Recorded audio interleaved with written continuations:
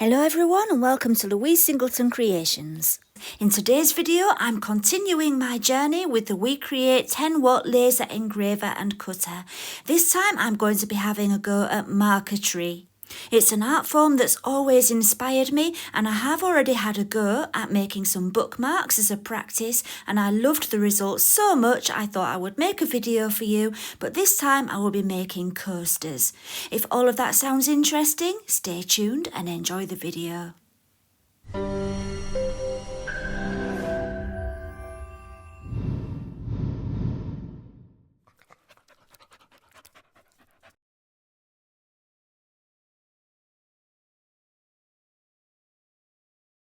Here are some examples of the wood veneers I will be using today. I got these in a pack from Amazon and I think they're gorgeous. They're very thin, and if you wanted to cut them by hand, it's quite difficult. That's why I was so excited about trying this out on the laser engraver. So let's get to the workspace and have a look at the design. Here's the design I'm using today. I found it on Creative Fabrica and I thought it looked quite simple, not too intricate and perfect for making a set of coasters. So that's the one I chose, and I've sized it to about 10 centimeters square. Before I cut this one, I want to do a practice, so I'm going to ignore this for now by clicking the box where it says ignore for processing, and I'm just going to draw a little square and try that on the veneer that I've chosen. So I already practiced with my bookmarks to find the best settings for veneer, and when I found the settings that worked well for me, I saved them in the custom settings option. So now all I have to do is go to customization, wood veneer, and click confirm, and the details are all there that I've already put in there. The reason I'm doing a test square is because all the different veneers are different kinds of wood, and you can't just take it for granted that it's going to be the same settings for each one. It's always best to do a little test.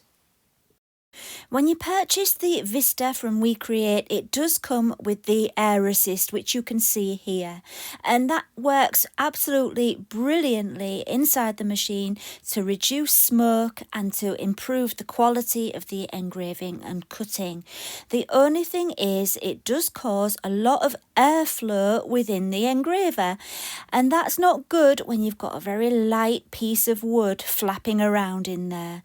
So what I found works best is if you go to settings and turn off the air assist. I also make sure I don't use my fume extractor either, so that there's no airflow in there at all. And you might be thinking, why don't you just tape it down? Well, no, that doesn't work because it's cutting out lots of little pieces. And if you've got the air assist going on in there, it will blow the little pieces around and they'll end up getting in the way of the design. So it really doesn't work with the air assist switched on.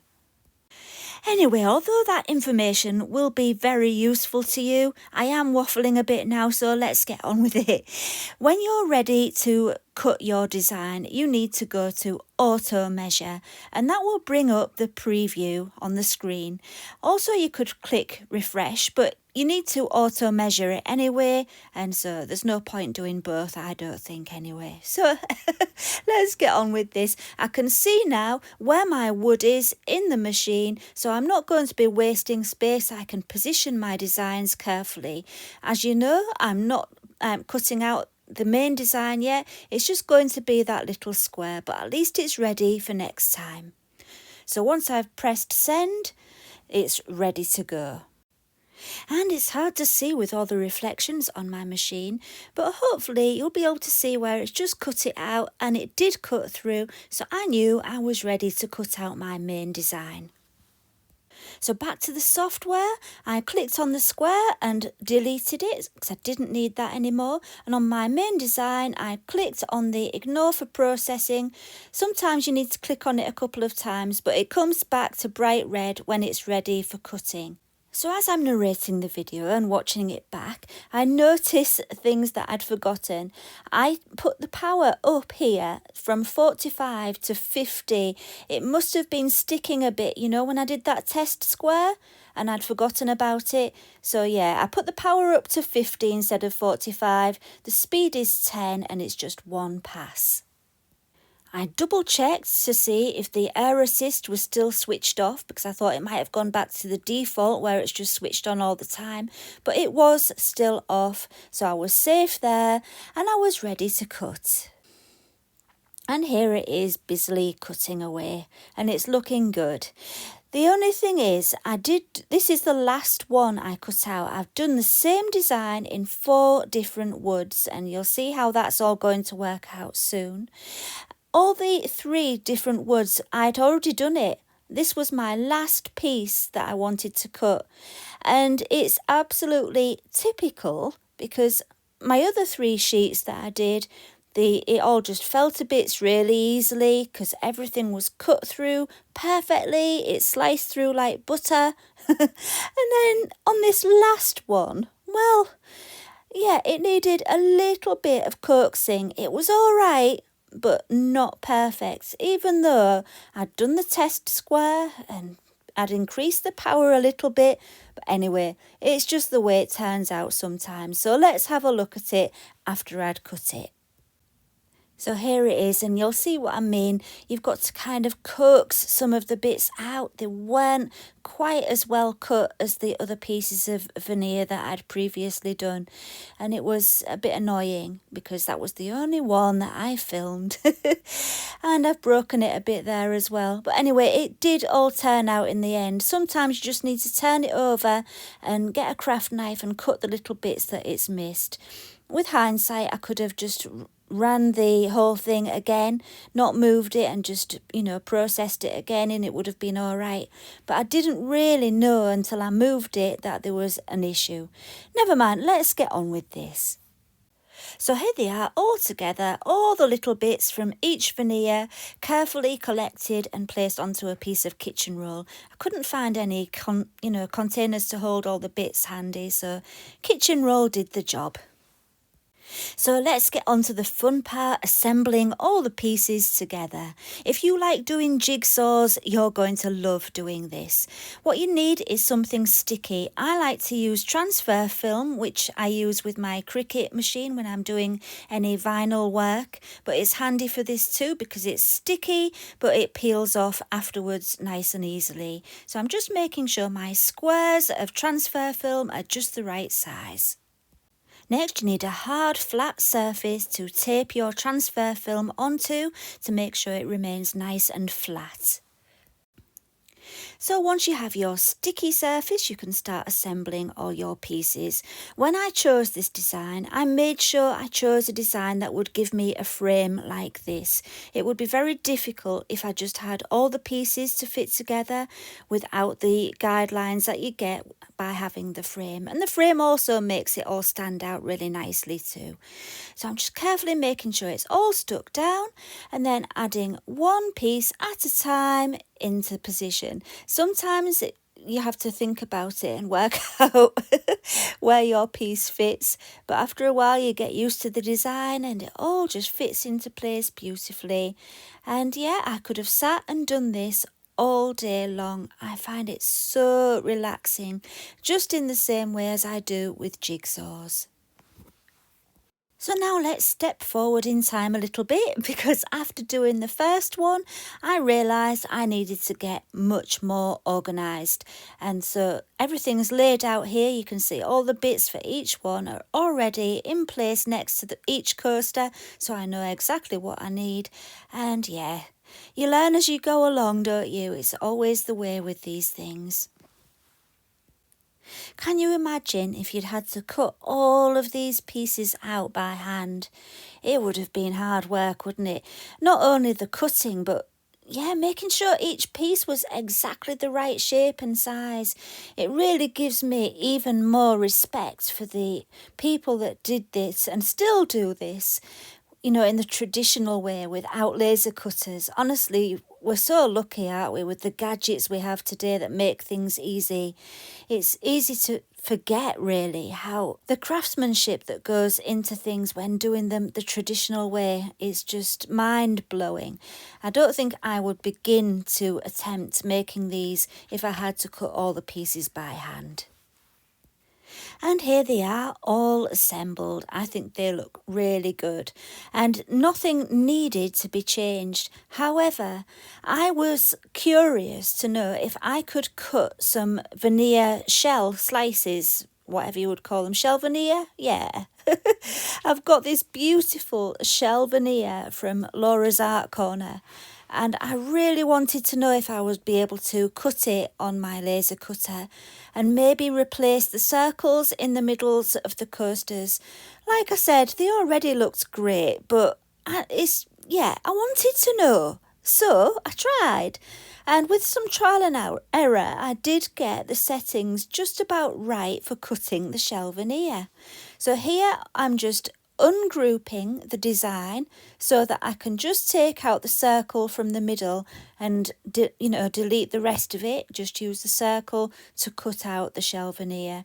And because I already had a practice, I've saved the settings in the custom settings again, and I will tell you them in just a moment. If you just hang on, we'll go to it and have a look. So there it is in my list. I labelled it shell slice non-adhesive because I do have some with adhesive on the back and I didn't want to get confused, so I was quite precise in my description. So let's have a look at what those settings are. So the settings for the shell veneer were 100% power, 20 speed and 10 passes. You may think that sounds quite shocking, but it's very tough stuff and hard to cut through. I could have made the speed slower, but I didn't want to scorch it too much. So it's best to have multiple passes rather than having a really slow speed to cut it out, just because you don't want too much scorching. There was a little bit of scorching around the edges, but those were the settings I found worked the best for me. I don't appear to have any footage of it actually being cut out, but here it is anyway afterwards. And as you can see, I did tape it down because I'd put my air assist back on and I didn't want that lightweight veneer blowing about all over the place. There's still a bit of masking tape on there to peel off, but other than that, it cut nicely and it's ready to go. I repeated the process 4 times. Well, 3 times I suppose after this one, so I had one for all 4 coasters. As you can see, there is some scorching around the edges. I did manage to clean them up a little bit with just a baby wipe.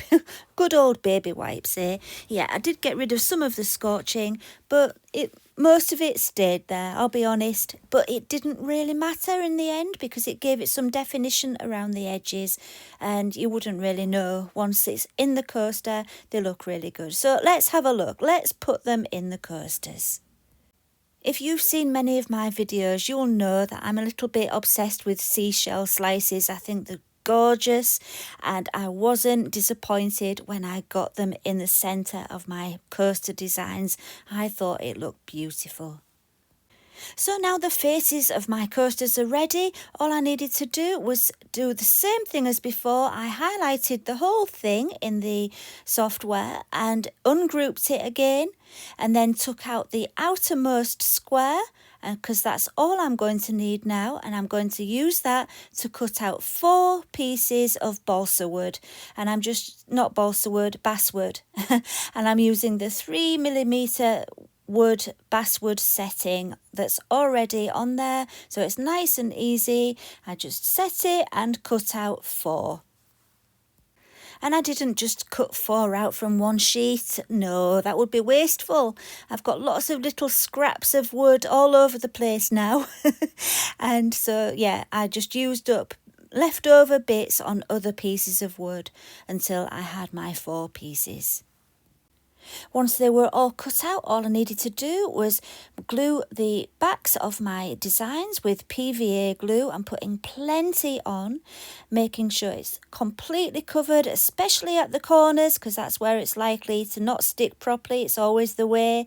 And then I put the wood into place with all 4 of them, and I weighed them down with something heavy while the glue dried.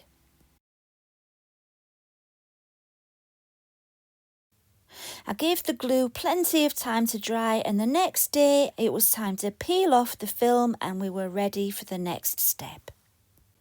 Because these were going to be coasters, I wanted them to be well protected. And so I'm going to be covering them with epoxy resin. But before I covered them with epoxy resin, I just put some UV resin on there, rubbed it all in with my finger and cured it. And the reason for that was because when you use wood with epoxy resin, you tend to get a lot of little micro bubbles coming out from the wood if you don't seal the wood first. So I found the quickest and easiest way to seal the wood was to use UV resin, cure it under the lamp for 2 minutes, and then it was ready for the epoxy.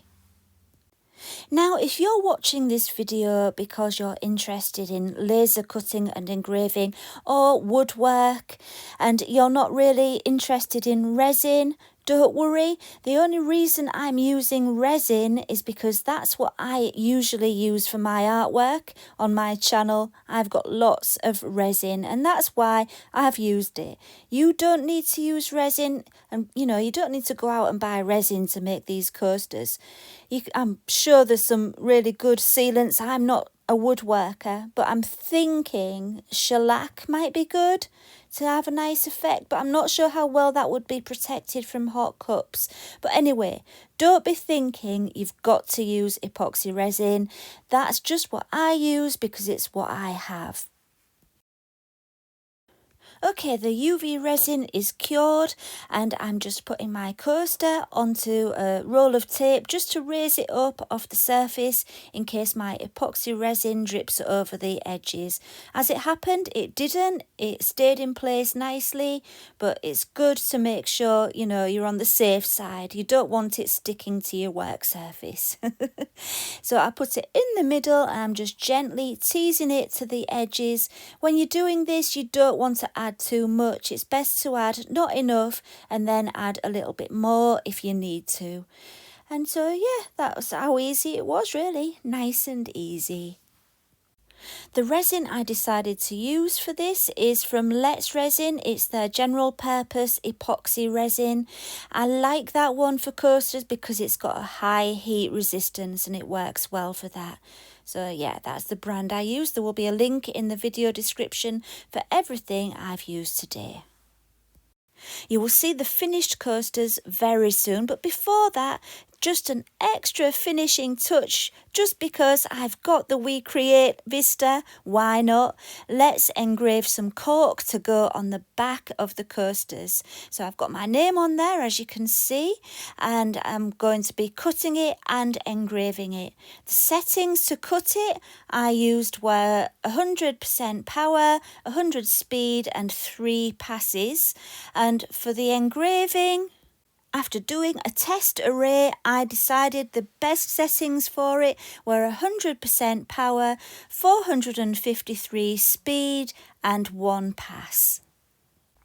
And there it is in super speedy mode. That's me just speeding up my footage. It doesn't really work that fast. But anyway, here's one of the coasters. A nice close-up for you. And doesn't that look brilliant? Doesn't the epoxy resin bring out the grain and the pattern and the colour nicely? Just gorgeous. So let's put the cork on. I don't know about you, but I've got this thing. When I look at things, I always look at the back. And I watch people and they all do it. They admire things and then they turn it over to see the other side. I don't know why we do it, but we do, don't we? And so I think it's really good to finish it off with something like this. It just gives it something special, a little bit of class, don't you think? It finishes them off perfectly. And yeah, it seems like there were a lot of steps involved, and I suppose there were, but once you've done it it once and you've got everything set up, it's easy to do it again and again. And this was such a fun project. I know for sure I'm going to be doing many more Marquetry projects because it's so relaxing and the finished results are stunning. So if you are interested in purchasing anything I've used today, please find the links and discount codes in the video description. It helps me so much if you can use my links and discount codes because I do earn a commission and it makes running this channel a little bit easier because, yeah, you don't get much money for a YouTube channel of my size. And the commissions do help a lot. So I would appreciate that. If you ever decide to buy one, come back and find my link. That would be wonderful. If you've enjoyed the video, please do give me a thumbs up and subscribe if you would like to. And I will see you again next time. Thank you for watching and bye for now.